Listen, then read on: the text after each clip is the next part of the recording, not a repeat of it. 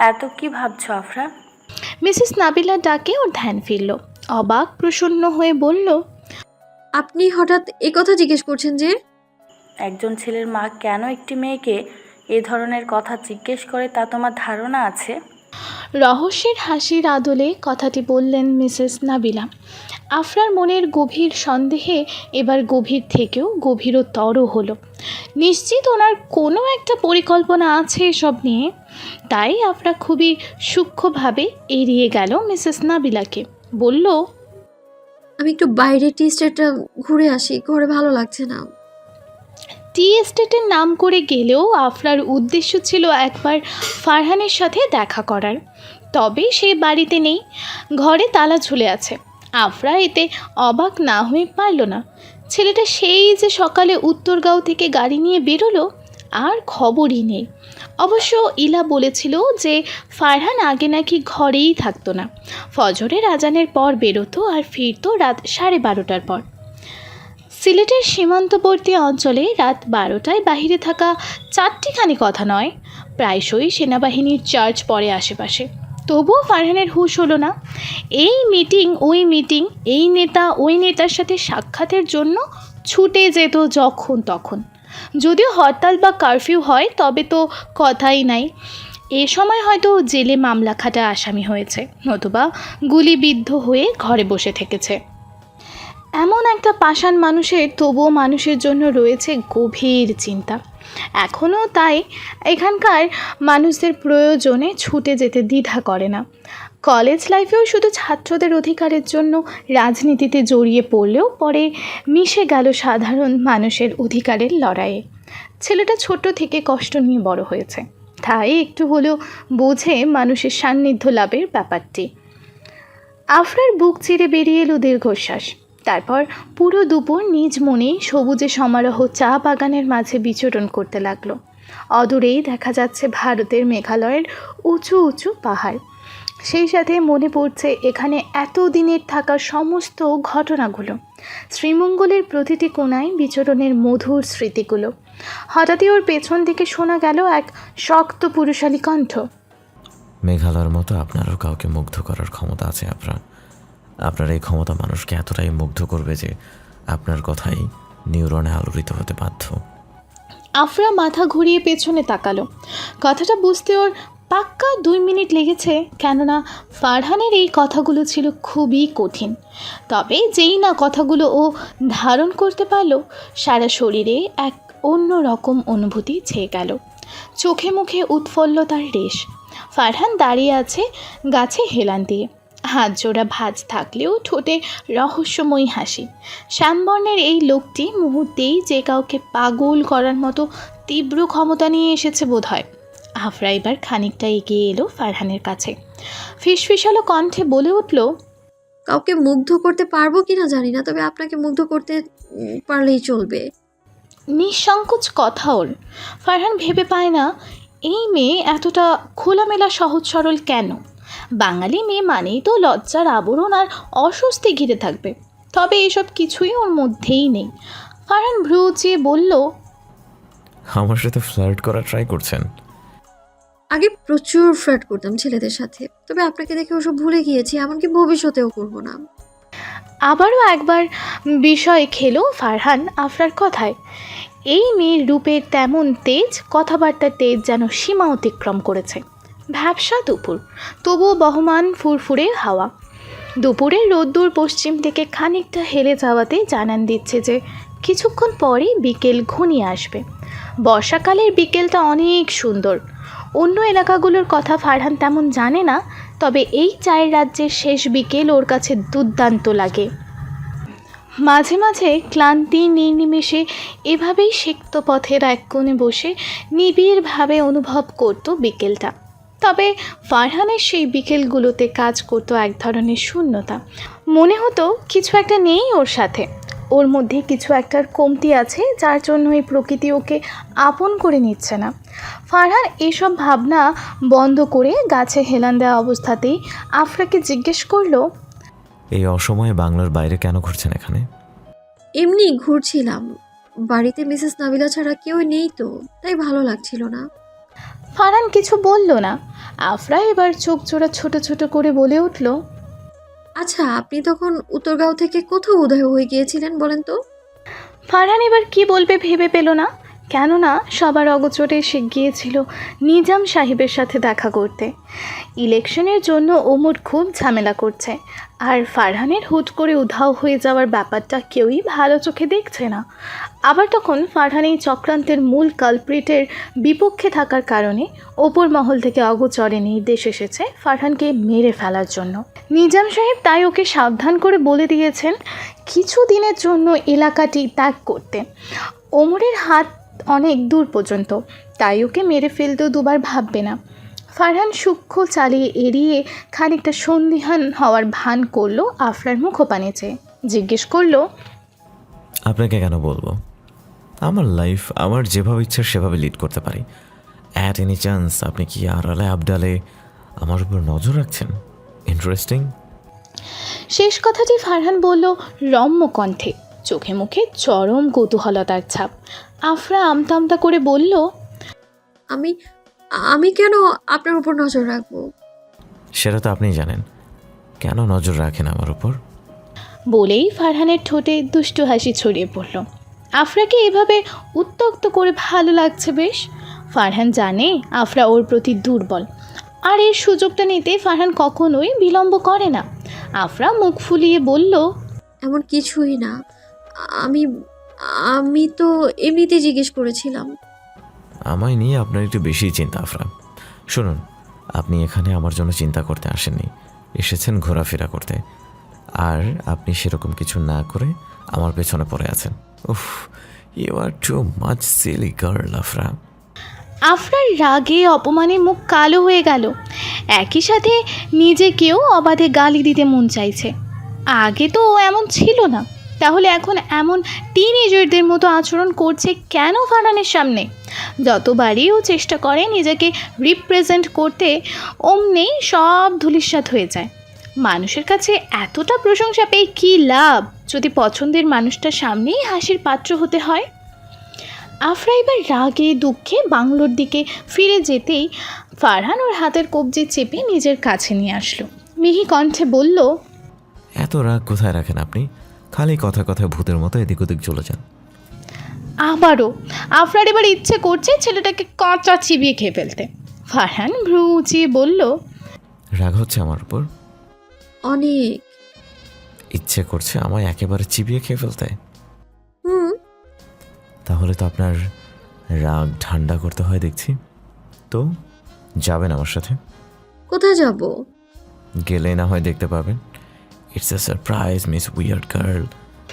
শেষ কথাটি ফারহান বলল আফরার কানের কাছে ফিসফিসিয়ে, একেবারে হৃদয় বিদীর্ণ কণ্ঠে। আফরার সারা শরীরে অদ্ভুত শিহরণ খেলে গেল এতে। আকাশ জানান দিয়েছে এখন বিকেলের প্রহর। রোদের হালকা মিষ্টি আলো ফারহানের মুখটা সোনালি রঙে রাঙিয়ে দিয়েছে। কী ঘোরতর সেই দৃষ্টি! আফরার মনে হলো এই লোক নিজের চাহনি দিয়ে একেবারেই মেরে ফেলবে ওকে। মাথার ওপরের গাছ থেকে ঝরে পড়েছে ছোট্ট শিউলি ফুল। আফরা মাথা নাড়ালো। হঠাৎ ফারহান ওকে যেখানে নিয়ে যাবে সেখানে যেতেই ও রাজি। শ্রীমঙ্গলের প্রতিটি পথ প্রান্তরে সে নাম লেখাবে ফারহানের সাথে। ফারহান গাড়ি থামালো কালীঘাট রোডে 14 রাইফেলের ব্যাটালিয়নের ক্যান্টিনে।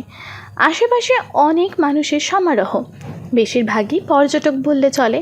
এতে খানিকটা অবাক হলো আফরা, কেননা ফারহান সচরাচর পর্যটক স্থান যেখানে মানুষদের আকর্ষণ বেশি সেখানে নিয়ে যায় না।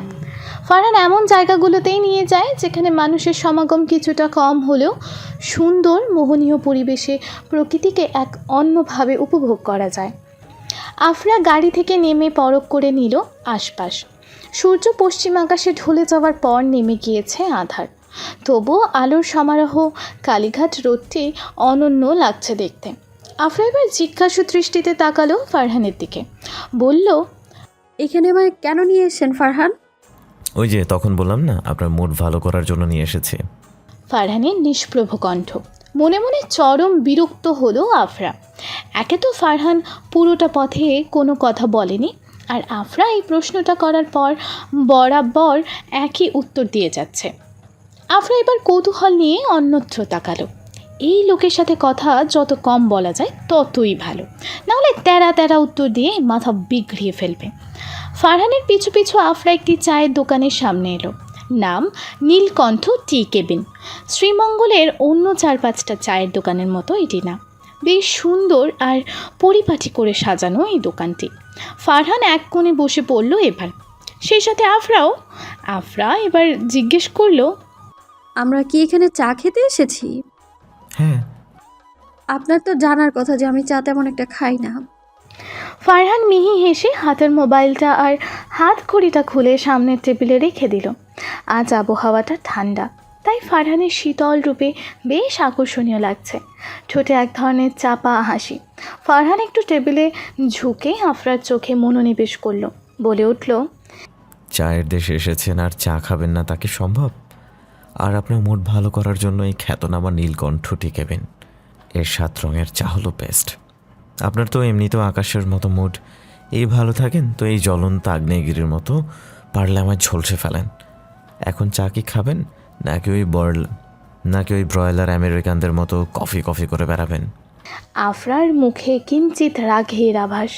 অপমানে থমথম করছে ওর মুখশ্রী। ফারহান কি সিরিয়াসলি ওর রাগ ভাঙানোর উদ্দেশ্যে এখানে এসেছে, নাকি রাগের মাত্রা আরও দ্বিগুণ বাড়িয়ে দেওয়ার জন্য এখানে এনেছে? আফরা এবার দাঁতে দাঁত চেপে বলে উঠল, ফাইন, তো ভালো করুন আমার মুড, ফটাফট চা আনতে বলুন।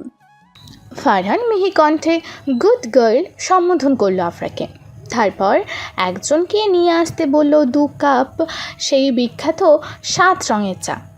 আফরা এবার কটাক্ষ গলায় বলল, যদি চা খেয়ে আমার মাথা ঠান্ডা না হয়, আপনার মাথা খেয়ে ফেলবো আমি, কিন্তু রিমেম্বার দ্যাট। দেখা যাবে। অল্প সময়ের ব্যবধানে হাফ প্যান্ট আর টি শার্ট পরা এক কিশোর ট্রেতে করে নিয়ে এলো চা। আফরা সেদিকে ধ্যান না দিয়ে মোবাইল স্ক্রল করছিল, কিন্তু যেই না চায়ের গ্লাসটির দিকে তাকালো অমনি স্তব্ধ হলো সে। চা বলতে আফরা যেমনটা ধারণা করেছিল এর রূপ আর রং একেবারেই ভিন্ন। অবাক প্রসন্ন গলায় সে ফারহানের উদ্দেশ্যে বলল, এটা কি? আপনার বিক্ষিপ্ত মন ভালো করার ঔষধ। ফারহানের টনক নাড়ানো কণ্ঠে আর চায়ের দিকে তাকিয়ে আফরা যেন বাকরুদ্ধ হয়ে গেল। একটা নর্মাল গ্লাসে চায়ের পরপর 7টা লেয়ার আছে, যেটার কালার আর টেস্ট দুটোই ভিন্ন। আফরা সেটা গুনেও দেখলো ভালো করে। ফারহান আফরার এক্সপ্রেশন দেখে চা বোঝার বুঝে নিয়েছে, তাই বসার চেয়ারে আর একটু আরাম করে নিজের শরীর এলিয়ে দিল। বলল, first impression can be the last impression. আপনার চেহারা দেখে বোঝা যাচ্ছে আপনার ভালো লেগেছে, তাই এইভাবে চোখ দিয়ে না খেয়ে টেস্ট করে দেখুন কেমন লাগে এটা। আফরার কথা অনুযায়ী করলো তাই। 7টা লেয়ারের একটার টেস্টও অন্যটার সাথে মিল নেই। শুরুতে একটু তেতো লাগলেও পরে জিনিসটা ভালো লাগলো আফরার। প্রসন্ন হয়ে বলে উঠল, ইমপ্রেসিভ। বাহিরের পথ ধরে আনাগোনা চলছে হাজারো যানবাহনের। অদূরেই একটা ছোট্ট মার্কেট আছে, যেখানে বার্মিজ আর ইন্ডিয়ান নানা ধরনের তৈজসপত্র পাওয়া যায়।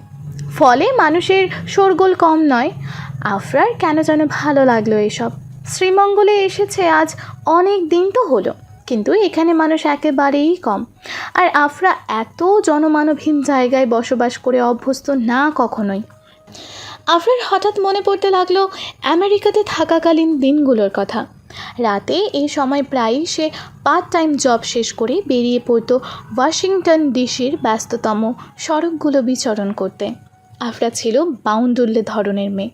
ঘরে থাকাটা বরাবরই ওর কাছে অপ্রিয় ছিল, তাই সুযোগ পেলেই হাইওয়ে ধরে long drive, camping, bonfire, night out এগুলোতে এতটাই বুঁদ হয়ে গিয়েছিল যে মনে হতো এটাই ওর প্রকৃত আনন্দ। এতেই বুঝি মানুষের সুখ নিহিত থাকে। এই ভালোবাসা, কেয়ার, অনুভূতি এগুলো মোহ ছাড়া আর কিছুই না। আর আজ এই আফরা নিজেকে কল্পনা করলেই অবাকের ওপর অবাক হয়। এই বাংলাদেশের মানুষ, এই শ্রাবণ মাস, এই চা বাগান, এই সবুজ গালিচার মনোরম দৃশ্য ওর চিন্তাধারায় পরিবর্তন করে দিয়েছে। আর মনের এক বিশাল অংশ দখল করে রেখেছে সামনে বসায় মোহনীয় মানুষটি। কাল সকালে টাঙ্গুয়ার হাওর যাওয়ার সব প্রস্তুতি নিয়ে ফেলেছে রওশিন, ইলা আর মারুফ। উদ্দেশ্য মারুফের বার্থডে সেখানে সেলিব্রেট করা। প্রথমে ইলা আর মারুফ নাখুশ ছিল ওখানে যাওয়ার ব্যাপারে, যেহেতু রওশিন সবেমাত্রই জ্বর সারিয়ে উঠেছে। কিন্তু রওশিন কিছুতেই চাচ্ছে না যে ওর জন্য কেউ কোনো সিদ্ধান্ত বদলে ফেলুক। অগত্যায় রাজি হলো মারুফ আর ইলা।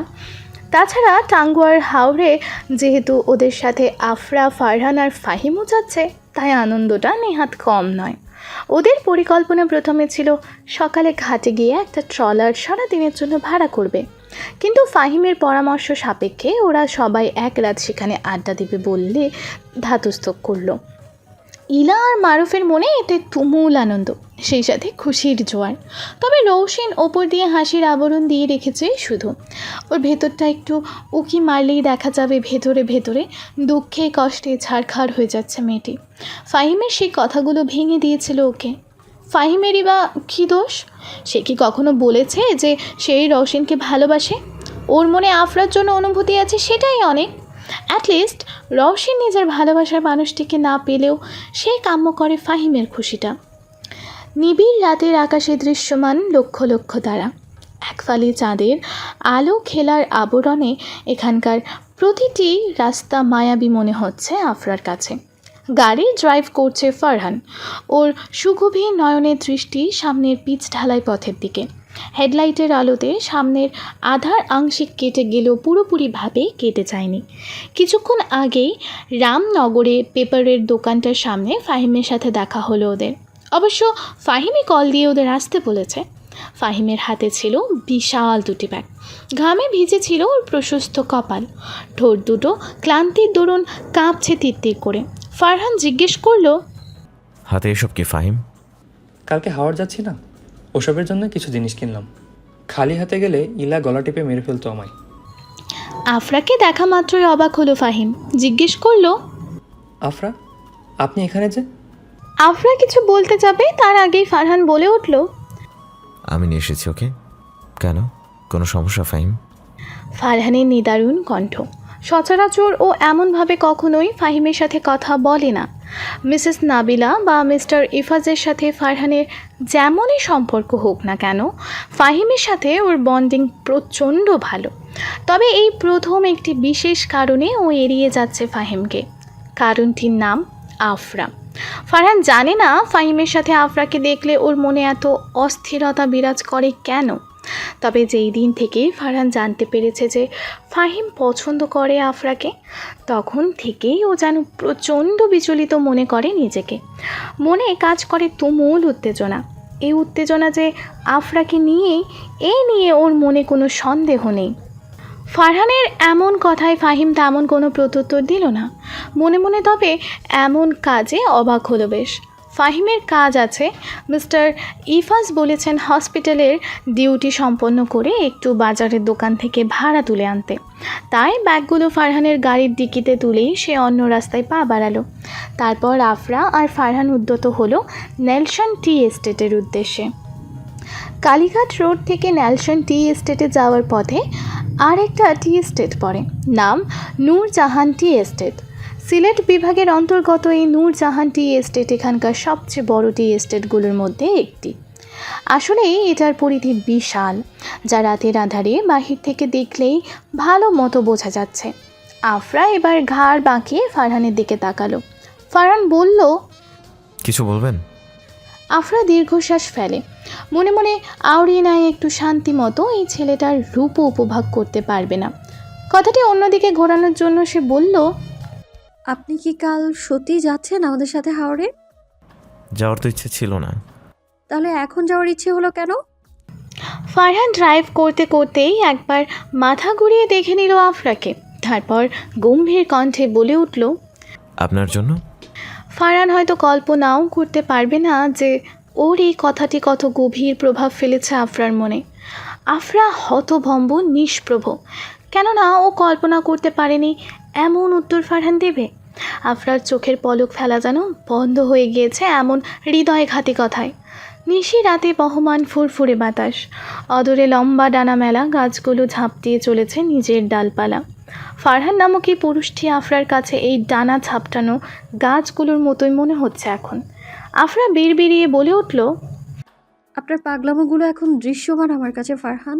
খুব শীঘ্রই আমার জন্য আপনার এই পাগলামো আমার নিজের কাছেও প্রকাশ পাবে।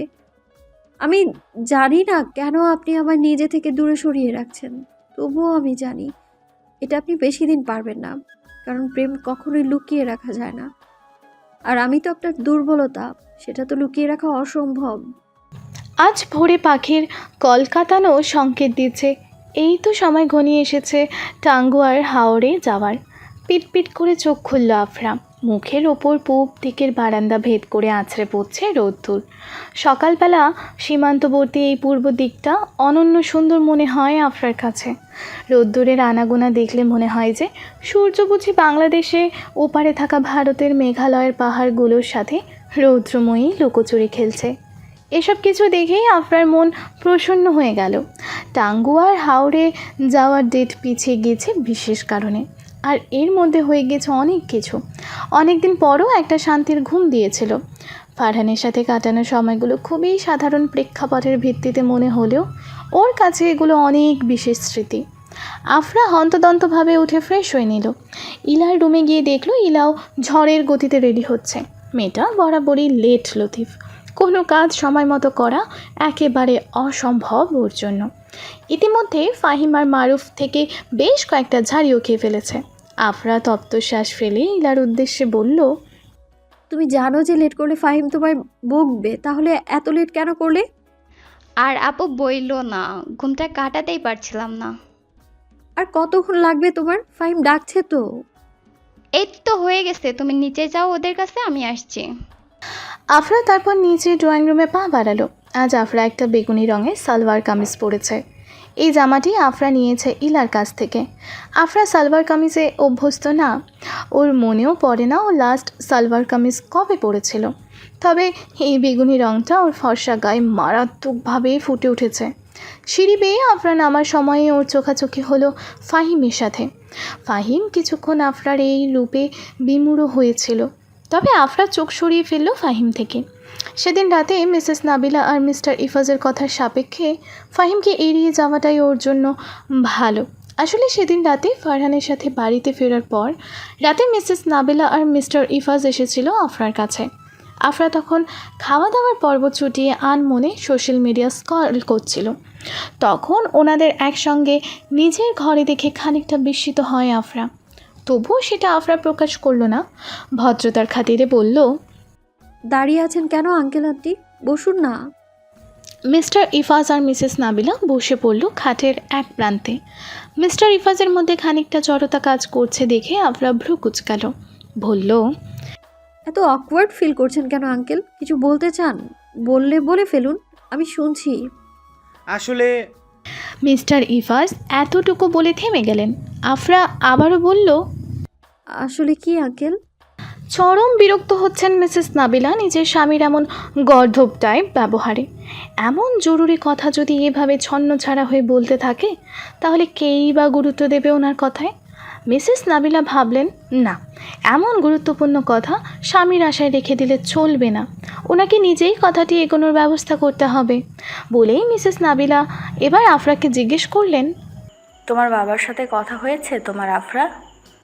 কথা তো আমার ড্যাডের সাথে প্রতিদিনই হচ্ছে, কিন্তু কেন আন্টি? মিসেস নাবিলা এবার ভনিতা না করে বলে ফেললেন, আসলে আফরা, আমি তোমায় শুরু থেকেই অনেক পছন্দ করেছিলাম আমার ছেলে ফাহিমের জন্য। আর এখন আমরা আর তোমার ফ্যামিলি এ বিষয়ে এগিয়ে যেতে চাইছি আর কি। আমরা তোমার মতামত জানতে চাই। তুমি এর আগেও বলেছিলে যে ফাহিমকে তোমার পছন্দ, তো এখন এ ব্যাপারে তোমার কি মতামত আফরা? আফরা স্তব্ধ হয়েছিল কিছুক্ষণ। গলার স্বর ক্রমশ আটকে এসেছে। নিষ্পলকভাবে সে তাকিয়ে রইল মিসেস নাবিলার দিকে। আর যাই হোক, বিয়ে নিয়ে ওর মস্তিষ্ক বরাবরই শূন্যের কোঠায় চলে যায়। আরও ভাবতেও পারেনি যে মিসেস নাবিলা এইভাবে আফরাকে ফাহিমের জন্য বিয়ের প্রস্তাব দিয়ে বসবে। আফরার সন্দেহ হয়েছিল, শুরুতেই কিছুটা সন্দেহ হয়েছিল যখন ওর ড্যাড এমনকি মিসেস নাবিলা ও ফাহিম সম্পর্কে ওকে এমন ধরনের প্রশ্ন করেছিল। তবে আফরা স্বভাবতই প্রত্যুত্তর দিল সবাইকে। এর মুখ্য কারণ একজন ব্যক্তিত্ববান মানুষ হিসেবে ফাহিমকে ওর ভালো লাগে, দ্যাটস ইট। এর বেশি ও ফাহিমকে এক বিন্দু কল্পনাও করতে পারেনি। আর কল্পনা করবেই বা কীভাবে? যেখানে ওর মন মস্তিষ্ক জুড়ে ফাহিমেরই আপন চাচাতো ভাই ফারহান বাসা বেঁধেছিল। তবে ফারহানকে নিয়েও কখনো বিয়ের মতো সম্পর্ক করার ব্যাপারটা নিয়ে ভাবেনি।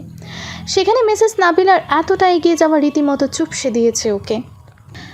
আফরা জিভ দিয়ে শুষ্ক ঠোঁটজোড়া ভেজালো। ওর স্নায়ু ক্রমশ উত্তল হয়ে পড়েছে। কথাটা জিভের আগায় এসে পড়লেও সাজিয়ে বলতে পারবে কিনা ঘোরতর সন্দেহ। আফরা তপ্ত শ্বাস ছাড়ল। মিসেস নাবিলার উদ্দেশ্যে বলে উঠল, আমি আমি এ ব্যাপারে ফাহিমের সাথে একান্তে কথা বলতে চাচ্ছি আন্টি। মিসেস নাবিলা আর মিস্টার ইফাজ আর কথা বাড়ালেন না। প্রস্থান করলেন আফরার পরিপাটি ঘরটি। আফরার শরীর উত্তেজনায় আর রাগে রীতিমতো রি করছে।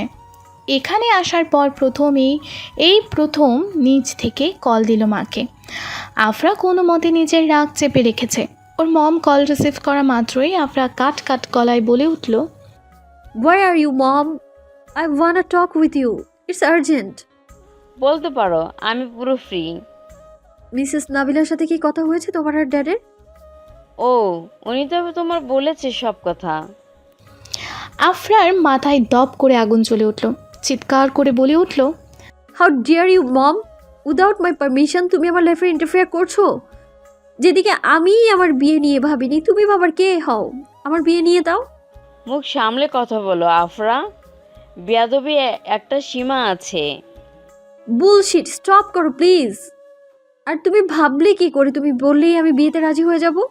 আমার ফ্রিডম আমি নিজে হাতে কেড়ে নিব? ফাহিম ছেলে হিসেবে অনেক ভালো, তাই বলে বিয়ে? Never ever. আমেরিকায় থাকাকালীন কতগুলো রিলেশন করেছি আমি। তখনকার টাইমে যদি এরিকের মতো একজনকে রিজেক্ট করতে পারি তবে ফাহিম ক্ষতি কি?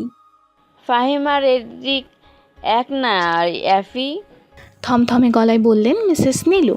আফরা তার ছেলের হাসি হেসে বলল, এক হবে কেন? এরিক ছেলে হলে ফাহিমকে মেয়ে যে এক হবে না? মিসেস নীলু কোনো মতে নিজের রাগ সংযত করে রেখেছে। মেয়েটার মধ্যে একটু পরিমাণেও ভদ্রতার ছিটে ফোটাও নেই। অন্যের সাথে ভদ্রতার সহিত থাকলেও নিজের মমের সাথে আফরার আচরণ একেবারেই স্বাভাবিক না। তবে আফরার কাছে এবার স্পষ্ট হতে শুরু করলো সব কিছু। কেন ওর মা ওকে বাংলাদেশে পাঠিয়েছে, কেন মিসেস নাবিলা এতদিন ওকে জোর করেছে ফাহিমের সাথে একান্ত সময় কাটানোর জন্য। এর মানে এসব কি পূর্ব পরিকল্পিত ছিল? আফরা কানে মোবাইল রেখেই ধপ করে খাটে বসে পড়ল। ওর কাছে স্পষ্ট হওয়া শুরু করেছে ফাহিমের প্রথম দিনের ব্যবহার, অগোচরে স্মিত হাসি, ওর এত যত্ন করা, ফারহানের কারণে আফরার মনক্ষুণ্ণ হলে হাসানোর চেষ্টা করা। তার মানে ফাহিম প্রথম থেকেই আফরাকে পছন্দ করত, যা বিন্দু মাত্র টের পায়নি সে। আর পাবেই বা কীভাবে, যেখানে ওর জীবন ফারহান নামক এক মায়া জালে আবদ্ধ হয়েছিল। ফারহানের সাথে ওর সূত্রপাত হয় তিক্ত ঘটনাসমূহ নিয়ে। ওদের সূচনা হয়েছিল খুবই অন্যরকম। ফারহানের ওভার অ্যাটিটিউড, দাম্ভিকতা এসব বিরক্তিকর চরম সীমান্তে নিয়ে যেত আফরাকে।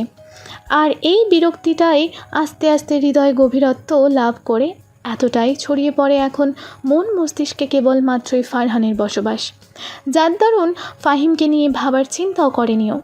তবে আফরা চুপ রইল, বিন্দু মাত্র অপর প্রান্তে থাকা মাকে বুঝতে দিল না এই কথাগুলো। তারপর পট করে কল কেটেই বিছানায় শরীর এলিয়ে দিল। ওর নিঃশ্বাস ঘন হয়ে আসছে, বুক ওঠানামা করছে বারবার, দৃষ্টি নিবদ্ধ ঘূর্ণায়মান সিলিংয়ের ফ্যানটির দিকে। এই বিয়ে থামানো ওর কাছে ব্যাপার না, তবে বড় ব্যাপার হলো ফারহান কেউ যদি জানতে পারে যে ও ফাহিমকে না ফারহানকে পছন্দ করে, এমন একজন মানুষ যার জীবনের কোনো নিশ্চয়তা নেই, এসব কিছু কিভাবে সামলাবে আফরা? ঘটনাটির পরের দিনই আফরা সরাসরি কথা বলল ফাহিমের সাথে। ফাহিম সেদিকে ছিল ওর উত্তরের অগাধ অপেক্ষায়। একজন পাষাণ শ্রেণীর মানুষের মতো আফরা সরাসরি প্রত্যাখ্যান করল ফাহিমকে, যেমনটা এরিককে করেছিল। পার্থক্য শুধু একটাই, এরিক যেখানে ইমোশনাল হয়ে গিয়েছিল, ফাহিমের মুখে তখনও ছিল প্রাণবন্ত একটা হাসি। আফরা তবে ঠিকই ওর মনের চাপা কষ্টটা দেখতে পেলেও রইল নির্বিকার। নিজের ওপর বড্ড রাগও হলো আফরার যে এতদিন সে কেন ফাহিমের মনস্তাত্ত্বিক ব্যাপারটি বুঝতে পারেনি। সবচেয়ে অবাক করা আরও একটি বিষয় হলো যে এই ব্যাপারে ফারহানের একেবারেই ধারণা নেই। মিসেস নাবিলা চাননি যে ফারহান এ ব্যাপারে ওদের মধ্যে বাধা হয়ে দাঁড়াক, চাইনি আফরাও।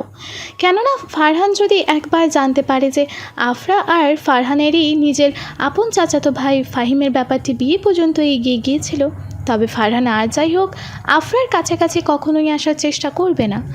পেরিয়ে গেল 48 ঘন্টা, কিন্তু আফরা আর ফাহিমের সাথে এ ব্যাপারে কোনো কথা বলেনি। তবে ফাহিমের মনে খচখচানি ছিল যে ঠিক কোন কারণে আফরার অমত হয়েছিল এই বিয়েতে। ও তো চাইলেই সময় নিতে পারত, কিন্তু সরাসরি নাকচ করাটাই বেশ ভাবিয়ে তুলেছে ফাহিমকে। তবে সে আফরাকে জিজ্ঞেস করলো না এ ব্যাপারে।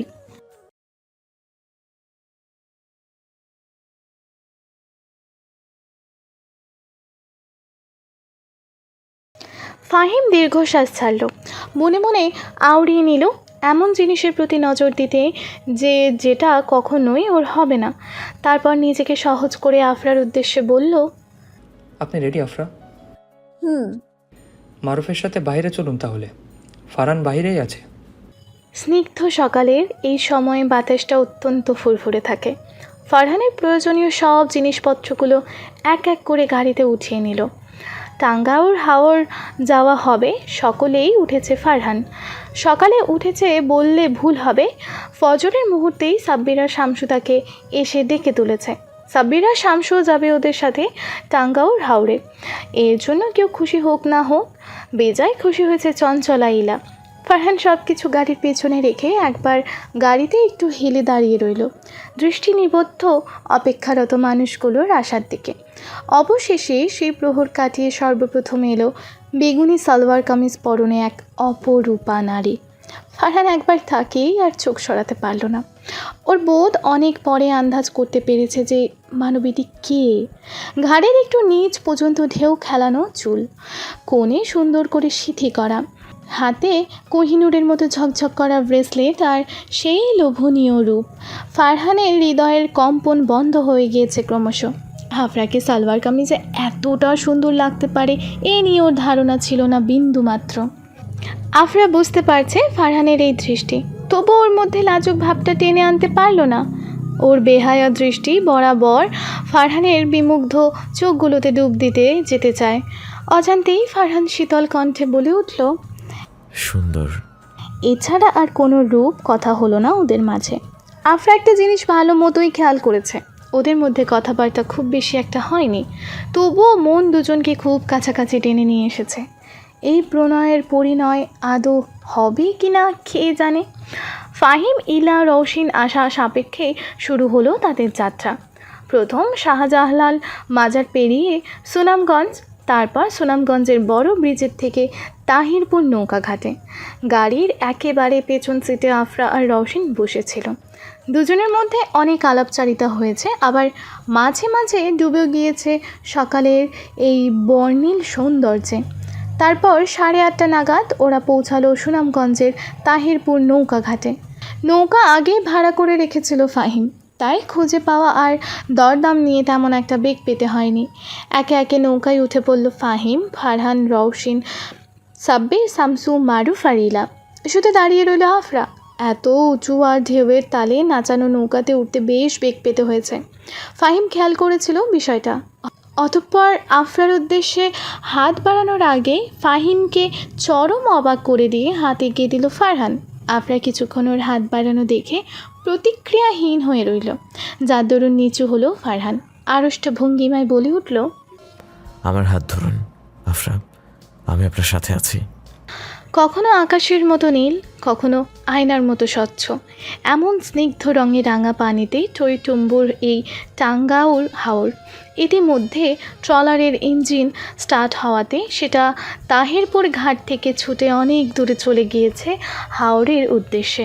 দূরে মেঘালয় রাজ্যের পাহাড়, ঝর্ণা থেকে নেমে আসা স্বচ্ছ পানি, চেনা অজানা অগণিত পাখির কলকাতান আর করচ হিজল বনের অপরূপ সৌন্দর্য ও সমারোহে বিমূঢ় হয়ে রইল আফরা। সময়টা এখন বর্ষাকাল। আষাঢ়ের শেষ সময় পাড়ি দিয়ে যে কোনো সময় রূপ নেবে শ্রাবণ হাওয়ায়।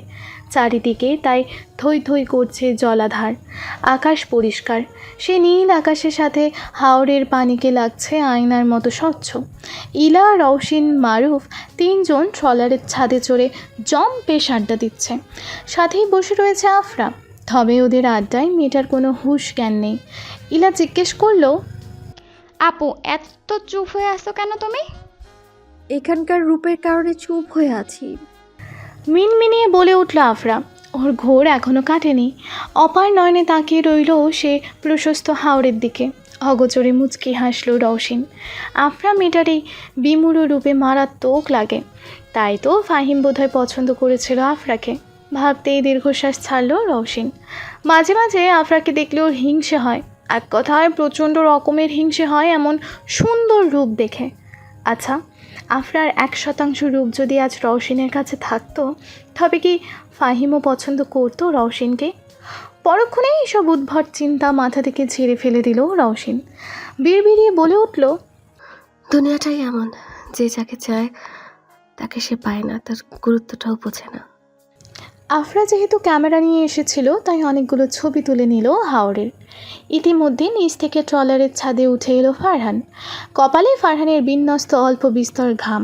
পুরো ঠোঁটগুলো কাঠফাটা রোদে শুকিয়ে গেলেও লালাভ ভাবটা যায়নি। চুলগুলো সুন্দরভাবে একপাশে আঁচড়ে রাখা। আফরার হার্টবিট মিস হয়ে গেল ফারহানকে দেখে। এই মানুষটার প্রতিটি মুভমেন্টেই ওকে বড়সড়ভাবে আকর্ষিত করে ফেলে। ফারহান এতক্ষণ নিচে ফাহিমের সাথে একান্তেই কথা বলছিল, অনেক সময় নিয়ে। এই দুই ভাইয়ের পেটে এত কী কথা কে জানে।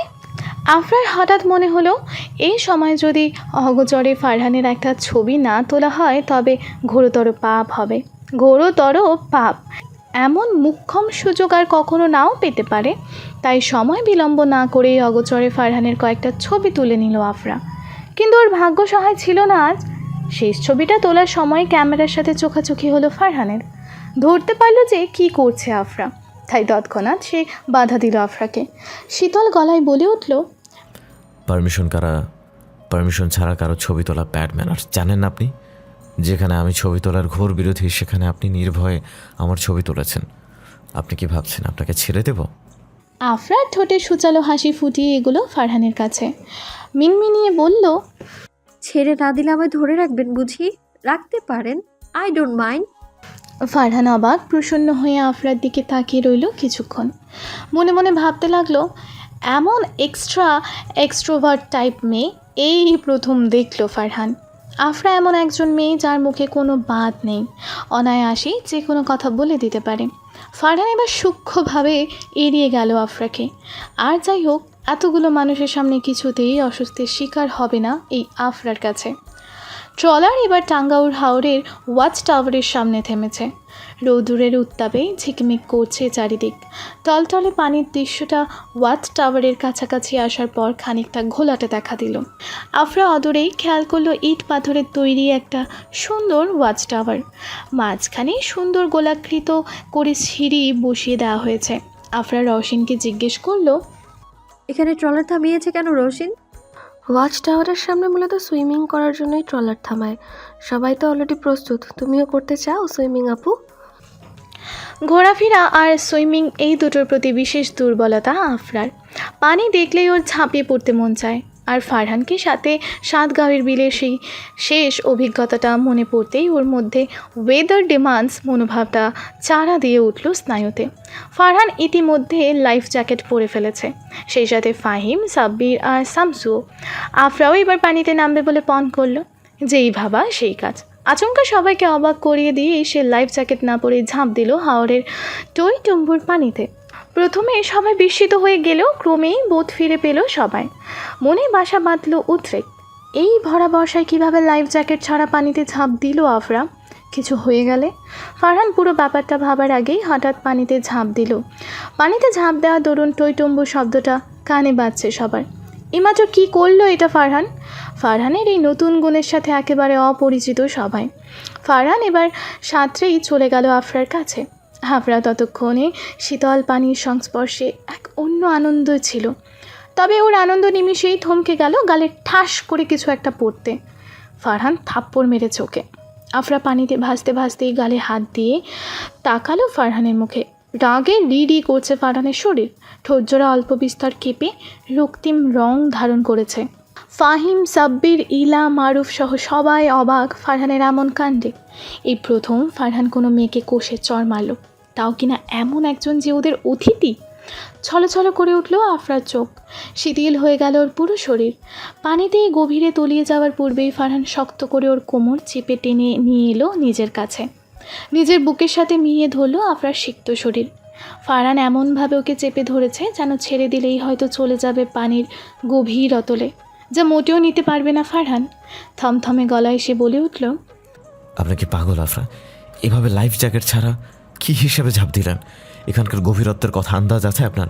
তলিয়ে যেতেন পানিতে, নিজে তো মরতেনি, সাথে আমার নিঃশ্বাসটাও কেড়ে নিতেন।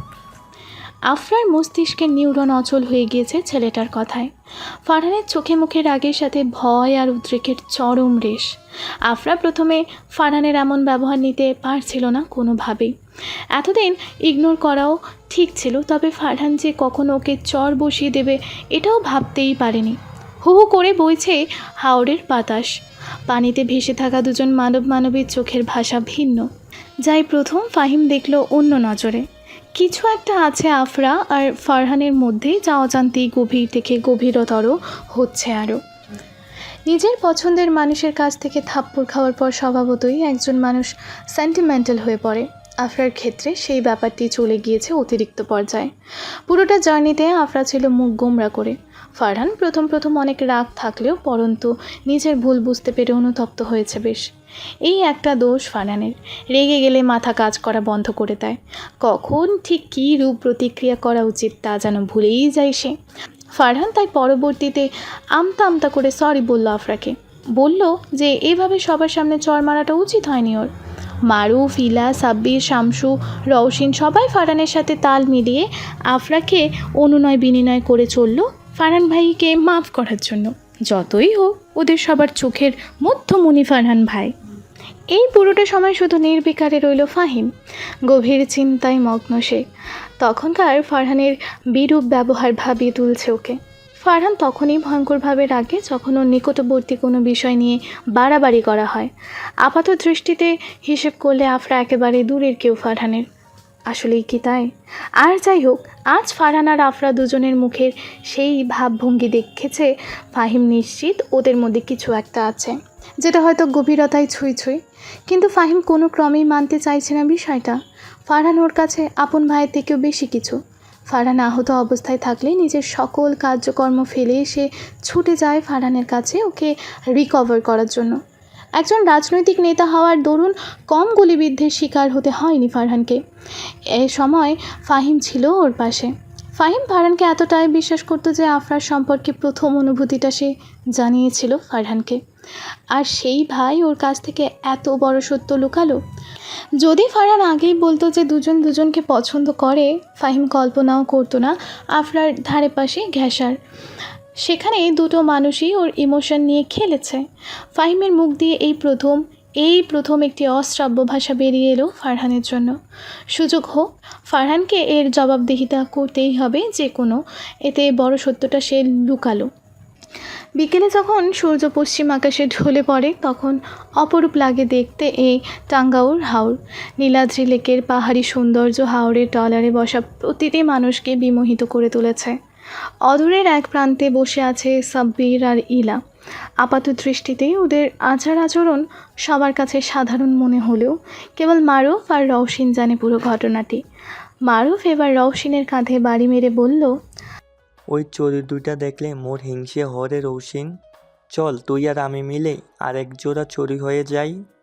রওশিন এবার মারুফের কান টেনে মারতেই মারুফ সুরে বলল, সাইরা দে বোন, আমি তো মজা করছিলাম। ওদের কাজকর্ম দেখে আফরার যেন হাসি থামছে না কোনো ক্রমেই। হাওরের এক পাশের উত্তরে হাওয়া সারা গায়ে হিম জড়িয়ে দিচ্ছে। ফারহান আর চোখে লক্ষ্য করলো আফরার প্রাণবন্ত হাসিকে। সে এতক্ষণ মোবাইলে আলাপচারিতায় মুশগুল ছিল। আজ বহুদিন বাদে কল দিয়েছে নিজাম সাহেব, পুনরায় সতর্ক করে দিয়েছে জীবনের ঝুঁকি নিয়ে। ফারহানের প্রাণশঙ্কা আছে, যা ফারহান ভালো মতোই জানে। তবু মনে ওর কোনো ভয় নেই। সকল দুশ্চিন্তা ক্লান্তি সব কিছু নিমিষেই যেন আফরাকে দেখলে উধাও হয়ে যায়। ফারহান এবার ফাহিমের কাছে বসে পড়ল। কথা বলতে যাবে, তবে ফাহিম খুব কড়াকড়িভাবে এড়িয়ে গেল ফারহানকে।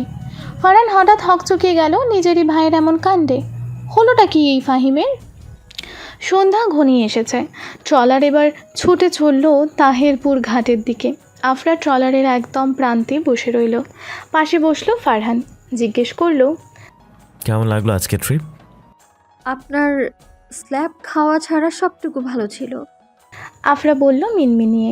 ফারহান হেসে ফেলল হঠাৎ, বলে উঠল, তো কী করতাম বলেন? আপনি যে ফার্মের মুরগি জানতাম, সেই সাথে ব্রেইনলেস ফার্মের মুরগি জানলে আপনার হাতই ছাড়তাম না। এখন বর্ষাকাল আফরা, হাওরের পানি এ সময় অস্বাভাবিকভাবে বেড়ে যায়। যেখানে ভালো সাঁতারুরাও লাইফ জ্যাকেট ছাড়া থাকতে পারবে না, সেখানে আপনি কিভাবে ব্রেনলেস ফার্মের মুরগির মতো ঝাঁপ দিলেন পানিতে? মুখ ক্রমশ লাল হয়ে গেল আফরার লজ্জায়। অপমানের মাত্রাটাও রিরিব করে বাড়ছে। তবে ফারহানকে অবাক করে দিয়ে আফরা কিছুই বলল না আজ। ফারহান ঠোঁটে দাম্ভিক হাসি ফুটিয়ে বলল, ব্যাপার কি আফরা? আপনি তো এখন আগের মতো আমার উপর ক্ষেপে যান না। অ্যাট এনি চান্স আমার উপর আসক্ত হয়ে পড়েছেন নাকি? শেষ কথাটা ফারহান বলল খানিকটা ঝুঁকে ফিসফিসিয়ে। আফরা চাপা স্বরে বলে উঠল, আসক্ত হলেই কি আর না হলেই বা কি?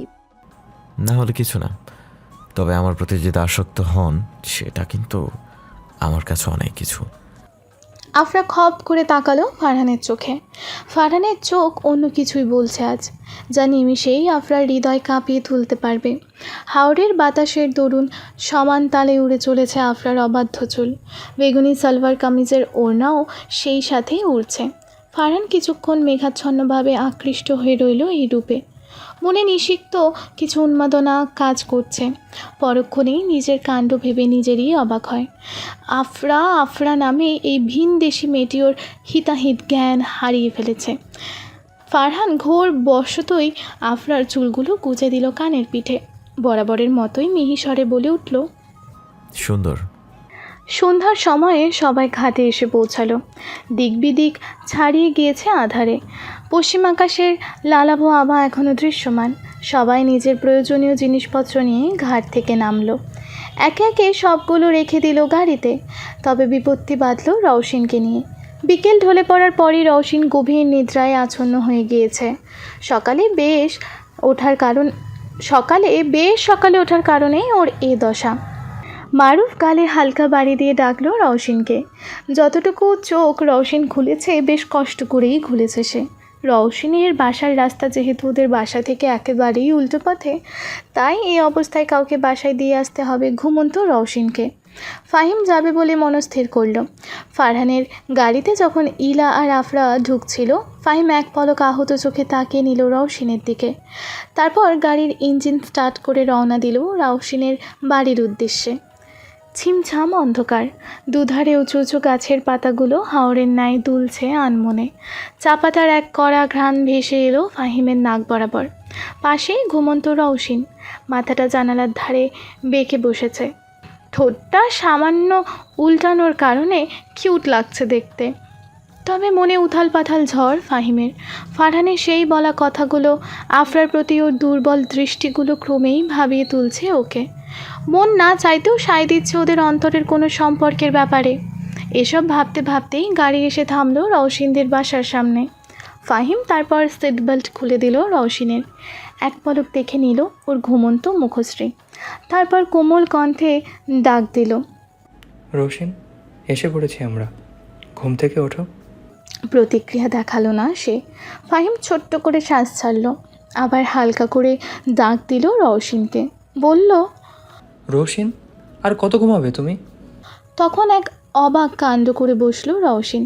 ঘুমের ঘোরে ফাহিমের গলা জড়িয়ে ধরতেই ফাহিম ভারসাম্যহীনভাবে পড়ে গেল ওর ওপর।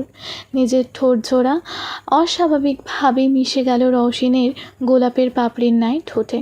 ফাহিম হতভম্ব। ও স্নায়ু কাজ করা বন্ধ হয়ে গিয়েছে।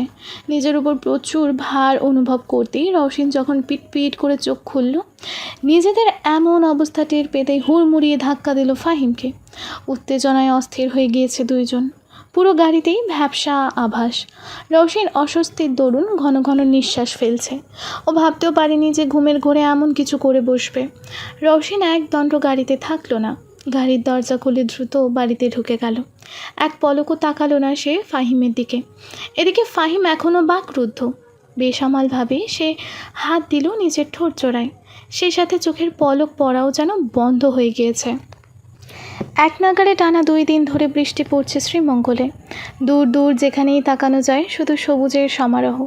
বৃষ্টি পানিকণার আবেদনময়ী স্পর্শে সেই রঙগুলো যেন আরও প্রাণবন্ত হয়ে উঠেছে। আফরা তাই টাঙ্গাউর হাওর থেকে ফেরার পর 2 দিন নেলসন টি এস্টেট থেকে বের হতে পারছে না। সেই সাথে ফারহানও লাপাত্তা 2 দিন ধরে। আফরা বার কয়েক ফারহানের ব্যাপারে জিজ্ঞেস করলো ইলাকে যে ফারহান কোথায়, তবে ইলা বিস্তারিত কিছুই বলতে পারলো না এই ব্যাপারে। কেননা ফারহান প্রায়শই এভাবে বৃষ্টির মৌসুমে উধাও হয়ে যেত হুট করে। ফারহান আসলে একটু ভবঘুরে ধরনের ছেলে। অবসর সময়ে সে প্রায়ই দেশ বিচরণের জন্য বেরিয়ে যেত। এতে খানিক অভিমান জমল আফরার মনে। কেননা ফারহান কথা দিয়েছিল যে এবারের ট্যুরে সে প্রতিটা পথ প্রান্তরে আফরাকে নিয়ে ঘুরে বেড়াবে, কিন্তু কথা রাখলো না ফারহান। এমনকি সে যে লাপাত্তা হয়ে গিয়েছে এর আগে বলেও গেল না আফরাকে। এদিকে সে কিছুদিন ধরেই লক্ষ্য করলো যে কিছু একটা হয়েছে ফাহিমের। সে রাতে রওশিনকে বাড়িতে দিয়ে আসার পর থেকে ফাহিম একেবারেই চুপচাপ হয়ে গিয়েছে। আফরা তাই বেশ সকাল করে উঠল আজ। বৃষ্টির গতি কমে শুরু হয়েছে হালকা হালকা ঝিরিঝিরি বৃষ্টি। জানালা দিয়ে সমগ্র চা বাগানের একটা সুন্দর দৃশ্য চোখ ধাঁধিয়ে দিয়েছে আফরার। অদূরও বড় বড় দেবদারু গাছগুলো কেমন যেন নুইয়ে পড়ছে বাতাসের ধাক্কায়। আফরা তপ্ত শ্বাস ছাড়ল। একটা পাতলা ফিনফিনে চাদর গায়ে জড়িয়ে রুম থেকে বেরিয়ে গেল। সরু করিডোরটা পার হলেই কাঠের সিঁড়ি, সেটা বেয়ে নিচে নেমে গেল। ডান পাশেই কিচেন রুমটি দেখা যায়। আজ বেশ সকালে উঠেছে বলে মিসেস নাবিলার দেখা পায়নি আফরা, তাই অগত্যায় নিজের আর ফাহিমের জন্য 2 কাপ কফি বানিয়ে ফাহিমের উদ্দেশ্যে পা বাড়ালো। ফাহিম বরাবরই সকালে ওঠে, আর যাই হোক এই 1 মাসে ফাহিমকে দেরিতে উঠতে দেখেনি আফরা। আফরা দরজায় শব্দ করতেই ফাহিম ভেতরে আসতে বলল তাকে। আফরার হাতে 2 কাপ কফির মগে স্পষ্ট দেখা যাচ্ছে স্টারবাক্সের লোগো। আফরা এরকম 1 সেট মগ আমেরিকা থেকে নিয়ে এসেছিল উপহার স্বরূপ। ঠোঁটকলে রয়েছে মুচকি হাসি। আফরা বিনয়ী সুরে বলে উঠল, good morning Fahim. Morning. Fahim বলল মিনমিনিয়ে, মুখে বিস্ময়ের রেশ। আফরা কফির মগ এগিয়ে দিল, বলল, made by me, wanna try it? Fahim আফরার হাত থেকে মগটি নিয়ে নিল। মুখের অবাকতার ছাপটি এখনও যায়নি। মুখে দেওয়া মাত্রই নাকি সুন্দর একটা কফি স্মেল ভেসে আসলো। জিভে তা রাখতেই টের পেল এটার টেস্ট আসলেই অন্যরকম। এই বৃষ্টির মৌসুমে কফির মন্দ নয়। আফরা জিজ্ঞেস করলো, কফিটা কেমন লাগলো আপনার? রিফ্রেশমেন্ট এনে দিয়েছে। এর বেশি কিছু বলতে পারছি না, কারণ আমি রিভিউতে বড্ড বেশি কাঁচা। আফরার ঠোঁটে স্মিত হাসি ফুটে ওঠে, বলল, যে ওয়ার্ডটা শুনতে চেয়েছিলাম সেটাই বলেছেন, so I like it. Fahim কোনো কথা বলল না। আজকাল রওশিন নামের মেয়েটি ওর অন্তরকে কেমন যেন নাড়িয়ে দিয়েছে। ফাহিম আজকাল যেদিকে যায় সেদিকেই কল্পনা করে রওশিনকে। সর্বত্রই টের পায় রওশিনের উপস্থিতি। বসতে গেলেও রওশিন, উঠতে গেলেও রওশিন। সেদিন চেম্বারে এক রোগীকে রওশিন ভেবে তো হ্যালোজেনেটও হয়ে গিয়েছিল। আফরার ডাকেও ধ্যান ফিরল এবার। আফরা প্রশ্নবোধক চাহনি দিয়ে তাকিয়ে আছে ওর দিকে। জিজ্ঞেস করলো, ইদানিং আপনি এত মন মরা হয়ে আছেন কেন ফাহিম? সেদিন ট্যুরের পর থেকেই দেখতে পাচ্ছি আপনার বিহেভিয়ার চেঞ্জ হয়েছে কিছুটা। কি হয়েছে আপনার? ফাহিম মিহি হাসল, জড়ানো গলায় বলল, যেমনটা আপনি আমার প্রতি বিহেভিয়ার চেঞ্জ করেছেন তেমনটাই। হঠাৎ অস্বস্তির বেড়াজাল ছড়িয়ে পড়ল সারা ঘরে। আফরা আনমনে নিজের হাত কচলাতে লাগলো। কথাটি সত্য। ওদের বিয়ে নামক ঘটনাটি উত্থানের পর দুজনের মধ্যে কথাবার্তার পরিবর্তন এসেছে। নষ্ট হয়ে গিয়েছে একটি সুন্দর বন্ধুত্বের সম্পর্ক। আফরার মাঝে মাঝে প্রচণ্ড রাগ হয় নিজের মম আর মিসেস নাবিলার প্রতি। কী প্রয়োজন ছিল এভাবে বিয়ে নামক চিন্তা মাথায় টেনে আনার? আবার মাঝে মধ্যে নিজের প্রতিও রাগ হয় যে ফারহানের পেছনে আফরা ইমম্যাচিওরের মতো এতটাই বিমূঢ় হয়েছিল যে ফাহিমের মনে যে ইমোশনস কাজ করছিল তার টেরই পায়নি। ফাহিম দীর্ঘশ্বাস ছাড়ল, বলে উঠল, বাসায় ভালো লাগছে না আফরা? বৃষ্টির জন্য টানা কিছুদিন বাসায়, একটু বোর তো লাগবেই। আপনি এসেছেন এমন এক মৌসুমে, বাংলাদেশের গড়ে সবচেয়ে বেশি বৃষ্টিপাত হয় সিলেট বিভাগের ভেতর এই শ্রীমঙ্গলে। আর এটা তো এমনিতেই বৃষ্টির মৌসুম। আপনি তো আবার আষাঢ় শ্রাবণ মাস থাকবেন বলে পরিকল্পনা করে এসেছিলেন, তাই বৃষ্টির মুখোমুখি কম বেশি হতেই হবে। বুঝলাম ব্যাপারটা, তবে কেন যেন মনে হচ্ছে আমার এখানে 2 মাস থাকা হবে না। 1 মাস অলরেডি হয়ে গিয়েছে, আর সর্বোচ্চ 10-15 দিন, তারপর আমি ফিরে যাব আমার গন্তব্যে। ফাহিম একরাশ হীনমন্যতা নিয়ে আফরার কথার পরিপ্রেক্ষিতে দৃষ্টিপাত করলো ওর দিকে। কফিতে আরও এক চুমুক দিয়ে জিজ্ঞেস করলো, আপনার গন্তব্যে মানে? আমার গন্তব্য বুঝতে পারছে না ফাহিম? যেখানে আমি বড় হয়েছি, যেটা আমার জন্মস্থান, যেখানে আমার লাইফ, ক্যারিয়ার সব কিছু, আমেরিকার ওয়াশিংটন ডিসি। ফাহিম মৌনতা কাটালো, কেননা ও অবগত ছিল ফারহান আর আফরার মধ্যেকার সূক্ষ্ম সম্পর্কের ব্যাপারে। তাই এইসব এড়িয়ে ওর হঠাৎ ফিরে যাওয়ার ব্যাপারটা ভাবিয়ে তুললেও ফাহিম কিছু বলল না। আফরা এবার বলল, অবাক হচ্ছেন তাই না, যে আমি 2 মাস থাকার পরিকল্পনা নিয়ে বিডিতে আসলেও কেন এত দ্রুত ডিসিতে ফিরে যাচ্ছি? প্রথমত, বিডিতে আমার অনিচ্ছাপূর্বক পাঠানো হয়েছিল। পরবর্তীতে এখানে একটা সুন্দর সময় স্পেন্ড করেছি আপনাদের সাথে। এখানকার প্রতিটা জায়গা, এখানকার লাইফস্টাইল, কালচার, আপনাদের আতিথেয়তা সব আমার মন ভালো করে দিয়েছিল। এক কথায় আমার লাইফের বেস্ট একটা মোমেন্ট স্পেন্ড করেছি আমি আপনাদের সাথে। তবে তিক্ত কথা কি জানেন, এখানে সবার নজর কাটতে পারলেও যার দৃষ্টি আমি চেয়েছি সেটা আমি পাইনি। রেন্ট্রি পাতার মধ্যে একজনের পিছে ছুটেছি। তবে আমার বুঝতে দেরি হয়েছে যে কান্ট্রি আমার না, সেখানকার কোনো কিছুই আমার হতে পারবে না। তাছাড়া আমার মম ড্যাড এখানে মেনলি পাঠিয়েছিল আপনার সাথে আমার বিয়ে দেওয়ার জন্যে, যা আমি জানতাম না। তবে পরবর্তীতে জেনেছি ওনারা হয়তো ভুলে গিয়েছিলেন যে আফরা নিজের মনের বিরুদ্ধে কোনো ডিসিশন নেয় না। তবু আমি একটা ডিসিশন নিয়েছিলাম ওনাদের কথা ভেবে। আমেরিকায় একটা ছেলে আমার ভালোবাসতো, এক কথায় প্রচণ্ড রকম ভালোবাসতো। ওর নাম ছিল এরিক। স্বভাবত আমেরিকানরা সহজে বিয়েই করে না, দরকার পড়লে আজীবন লিভ টুগেদারে থাকবে, বেবি কনসিভ করবে, তবু বিয়ে করবে না। কজ ওদের কাছে বিয়ে হলো একটা বেঁধে দেওয়া সম্পর্ক। তবুও এরিক আমার প্রস্তাব দিয়েছিল বিয়ের। কেন না করেছিলাম জানেন? আমার মম ড্যাডের জন্য। ওনারা আমার সব কিছু মেনে নিয়েছিলেন, আমার hang out, night party, dating, boyfriend সব। কিন্তু একজন খ্রিস্টান ছেলেকে আমার লাইফ পার্টনার কখনোই মেনে নিবে না, নিতে পারবে না। আমিও মেনে নিলাম ওনাদের কথা। কাট কাট গলায় এরিককে বললাম, আমার ফিলিংস নেই তোমার প্রতি, আমি বিয়ে করে আমার ধর্ম পরিবর্তন করতে পারবো না। তো বলুন তো, আমি যদি ওনাদের জন্য স্যাক্রিফাইস করতে পারি, ওনারা কেন পারবেন না? আপনার সাথে আমার বিয়ে হবে না দেখে কালই ড্যাড কল দিয়েছে, বলেছে শীঘ্রই উনি টিকিট পাঠিয়ে দেবে এয়ারলাইন্সের, আমি যেন দ্রুত ব্যাক করতে পারি। এক নাগারে এতগুলো কথা বলে দম নিল আফরা। ঘন ঘন নিঃশ্বাস ফেলছেও। ফাহিম এতক্ষণ প্রতিটা কথা মনোযোগ দিয়ে শুনল আফরার। ধীরে ধীরে আবিষ্কার করতে পারলো আফরার লাইফস্টাইল, ওর পার্সোনাল লাইফ আর ওর ফিলিংসের ব্যাপারে। নিজের ষষ্ঠ ইন্দ্রিয় দিয়ে আন্দাজ করে নিল কোনো না কোনোভাবে ফারহানের দ্বারা আফরা চরমভাবে হার্ট হয়েছে, যেটার মীমাংসা করা দরকার। কেননা ফাহিম কোনো জঘন্য ধরনের মানুষ না যে যাকে সে পছন্দ করতো তার খারাপ সে চাইবে। ফাহিম কফির মগে চুমুক দিল পুনরায়, বলে উঠল, কষ্ট নিয়ে চলে যাবেন না আফরা, আপনার মনে যে অস্থিরতাগুলো হচ্ছে সেগুলো কমিয়ে তারপর ফিরবেন। ফাহিমের এই কথাটি হৃদয়ে গেঁথে গেল ক্রমশ। আসলেই তো, ফারহানের ব্যবহারে ও কেন মন খারাপ করছে। আফরা মনে মনে ভেবে নিল ফারহানের সাথে কথা বলবেও। ওর মনের অস্থিরতার বিহিত যদি কেউ করতে পারে সেটা ফারহান। ফাহিম বলে উঠল, তবে ফিরে যাওয়ার আগে আপনাকে আমার কিছু প্রশ্নের উত্তর দিয়ে যেতে হবে। কোন প্রশ্নে? সেটা না হয় সময় হলেও দেখে নিন। ফাহিমের চোখে মুখে রহস্যের ছাপ। আফরা সেই রহস্যময়তা ধরতে পারল না। যদি ধরতে পারত তবে বুঝতে পারত যে আফরা আর ফারহান দুজন কীভাবে ওর অনুভূতিগুলোকে ধূলিসাৎ করেছে। বৃষ্টির তেজ কমার দরুন আফরা পা বাড়ালো বাংলোর বাহিরে। আশেপাশে স্যাঁতস্যাঁতে পরিবেশ সৃষ্টি হয়েছে। দুপুরে এখন 2:30 কি 3টা বাজে। ফাহিম বাসায় নেই, ইলা গিয়েছে প্রাইভেট পড়তে।